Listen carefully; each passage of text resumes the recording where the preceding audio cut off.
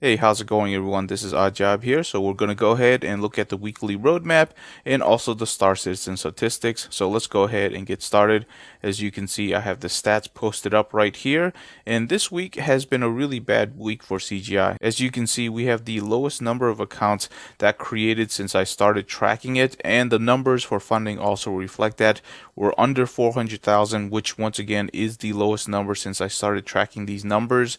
And this is with the Tumbrel Ranger still on concept sale. So based on these numbers, you could say the Tumbrel Ranger isn't selling well, but you have to remember that the Tumbrel Ranger is very cost effective. At $30, it's like 5 times cheaper than the Corsair. So that's something to think about when you look at these numbers. So let's go ahead and look at the Persistent Universe roadmap, and as you can see, there is a lot of work being done. Also, before we go into this, I'm not going to go into all of the numbers at this point because I have posted them up on GitHub. So if you really want to get nerdy with the numbers, the link is below in the description. Go ahead and download it and do whatever you like with it.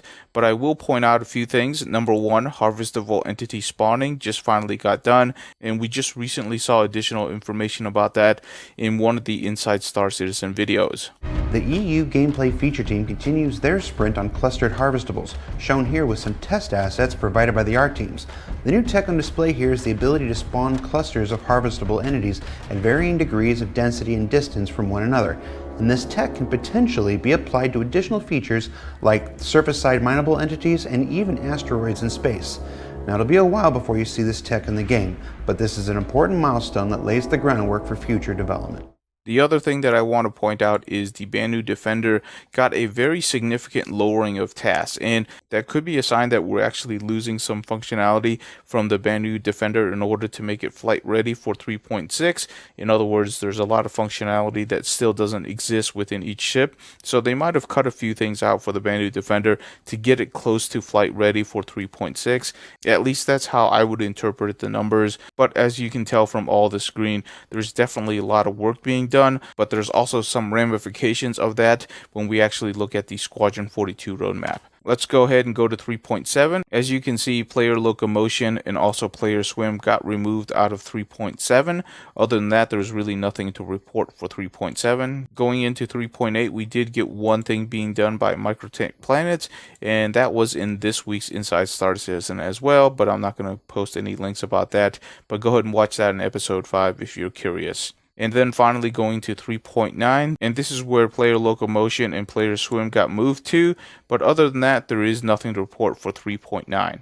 Moving on to the Squadron 42 roadmap, and as you can see, the big news here is that there were a lot of features that got moved out of quarter 2, and this is what I was talking about for 3.6. It seems like the vast majority of resources is going into getting 3.6 caught up so that we can get a second quarter release, which means we haven't seen significant progress going on in the Squadron 42 roadmap, which is kind of curious because I really thought Squadron 2 was the priority here because they wanted to get it in beta by 2020 Q1, but with the removal of all these features into third and fourth quarter, they're really stacking up work for the latter half of the year. But there is good news as player carryables and also player jump got completed, as well as the Vandu Lance, so there is work being completed. It's just that there's so many features being removed from Q2 that you wonder if they can actually complete everything for Q3 and Q4.